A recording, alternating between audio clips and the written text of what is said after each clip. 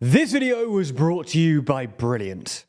On Monday, something like 1,000 Israeli troops stormed the city of Jenin in the West Bank, the first incursion of this size since the Second Intifada. Now, this comes amidst a general escalation of tensions between Israel and Palestine, driven in part by the new government's expansionist settler policies, which threatens to spiral into a full-on conflict and possibly a third Intifada. So in this video, we're going to take a look at what happened on Monday, the wider downturn in Israel-Palestine relations, and what might happen next.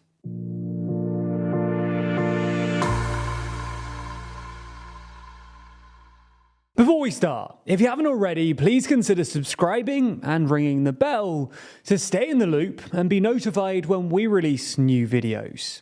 So let's get straight into it.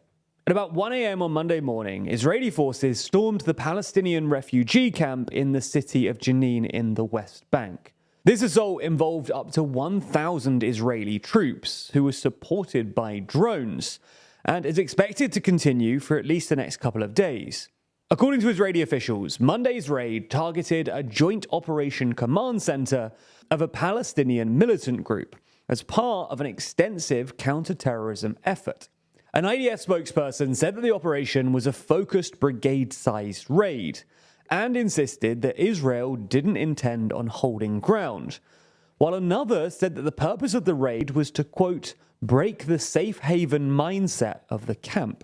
Regardless of intention, though, as of Monday morning, at least 8 Palestinians had been killed and another 50 had been injured. For context, the West Bank is a landlocked territory to the east of Israel that forms the main bulk of the Palestinian territories, along with the Gaza Strip. Jenin is the main city in the north of the region, with a population of about 50,000 people. Now, Israeli intelligence believes that the camp in the city has become a key militant stronghold, but it's extremely densely populated, with about 14,000 people, which is why there's already been a significant number of civilian casualties. Now, this incursion into Jenin is the first of its kind since the 2002 Battle of Jenin during the Second Intifada, when more than 50 Palestinians and 23 Israeli soldiers were killed in over a week of fighting.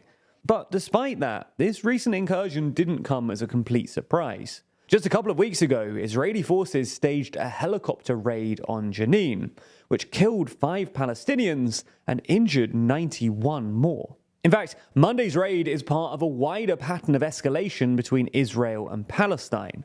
Now, we're not going to go into the history of Israel-Palestine relations, because that would require a whole other video.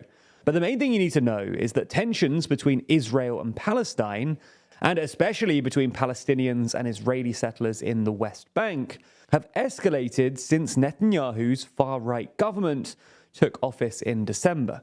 For context, Israel first occupied the West Bank in the aftermath of the 1967 Six-Day War, where Israel essentially defeated a coalition of Arab states, including Egypt, Syria, Jordan, Iraq, and Saudi Arabia.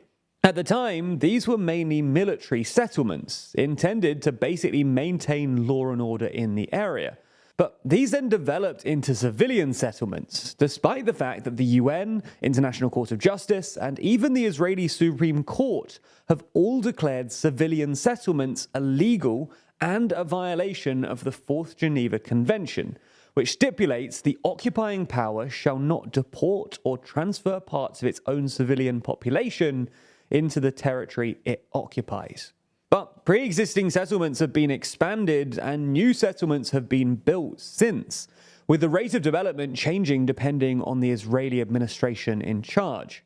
Today, something like 500,000 Israelis live in settlements in the West Bank, with a further 220,000 Israelis living in East Jerusalem, which is considered to be part of Palestine by most of the international community, but is de facto controlled by Israel. Unfortunately, though, these tensions have rapidly escalated since Netanyahu's far-right government came to power in late last year. Now, because no other party wanted to form a government with Netanyahu, in order to eke out a majority, he had to form a coalition with far-right Israeli nationalists, who are unsurprisingly pretty supportive of the settlers. Of these nationalists, the 2 most well-known politicians in his cabinet are his national security minister and the finance minister, who also had a senior role in the defense ministry and is basically solely responsible for civilian affairs in the West Bank. And these two have said some pretty extraordinary things and implemented some equally extraordinary policies. For instance, just last month remarking, there needs to be a full settlement here. Not just here, but on all the hilltops around us. We have to settle the land of Israel and at the same time need to launch a military campaign, blow up buildings, assassinate terrorists. Not just one or two, but dozens, hundreds, or even if needed, thousands.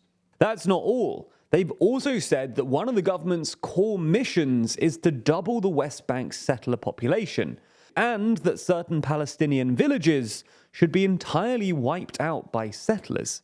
Leaving rhetoric aside though, in terms of actual policies, the government has advanced plans for 13,000 settlement units this year, compared to 4,427 in 2022.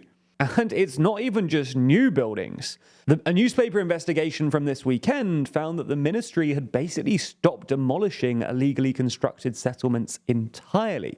On top of that, the government has also approved the legislation of 9 settlements that had previously been deemed to be illegal under Israeli law, and approved the building of a religious school in another new settlement. By the way, this is just one of the reasons why the Israeli government is so keen on their new judicial reform, because the government is aware that the Supreme Court will probably rule against any more expansionist settler policies. So by changing the court system, they can get around them more easily. Regardless, the government's actions in this area mean that relations between Israelis and Palestinians have unsurprisingly deteriorated, which has caused an uptick in violence. In fact, this year is on course to be the bloodiest for more than a decade in the West Bank, according to UN data. And that doesn't even include the most recent violence, with Israeli forces now having killed 114 Palestinians in the West Bank so far this year, while Palestinians have killed 16 Israelis in the territory. For context, last year 151 Palestinians were killed in the territory, the highest toll since the Second Intifada ended in 2005. It's not just that either. This has been accompanied by an escalating use of heavy weaponry. Israel hasn't used helicopter gunships or drones, both of which have been used in the last few weeks, since 2005 and 2006 respectively. So it's clear that the stakes are being upped here. And things look unlikely to calm down anytime soon, especially with the current Israeli government. And this is particularly tragic given the positive diplomatic trends elsewhere in the region. Saudi Arabia is mending ties with Iran, the Yemen war looks to be winding down, and while it's obviously in a sense unpalatable given Assad's history, Syria is being reintroduced to the international community and mending ties with other countries in the region, including, most notably, Turkey. Therefore, another intifada would inevitably destabilize the region and undermine this diplomatic progress. It's interesting that even as people ostensibly into politics, the TLDR team spends more and more time analyzing data and economic information as it becomes more and more critical to our lives. And as a bunch of people who are ordinarily more focused on words than numbers, we've really benefited from the courses on Brilliant.org in order to keep ourselves sharp. That's because Brilliant is the best way to learn maths and computer science in a fun and interactive way. From foundational and advanced maths to AI, data science, neural networks, decision making, and more, with new lessons added monthly. Even if, like us, you don't think of yourself as a traditionally STEM kind of person, these courses could prove incredibly useful for your life and career. Courses like data analysis and the fundamentals of statistics can help anyone ensure that they're properly understanding our increasingly data-driven world, which is good news when your boss suddenly asks you to analyze a trade war, an economy, or the collapse of a currency. You know, just hypothetically. Anyway, you can try everything that Brilliant has to offer for free for a full 30 days by clicking the link in the description. Plus, the first 200 of you to sign up will get 20% off Brilliant's annual premium subscription. Thanks for your support and for watching TLDR.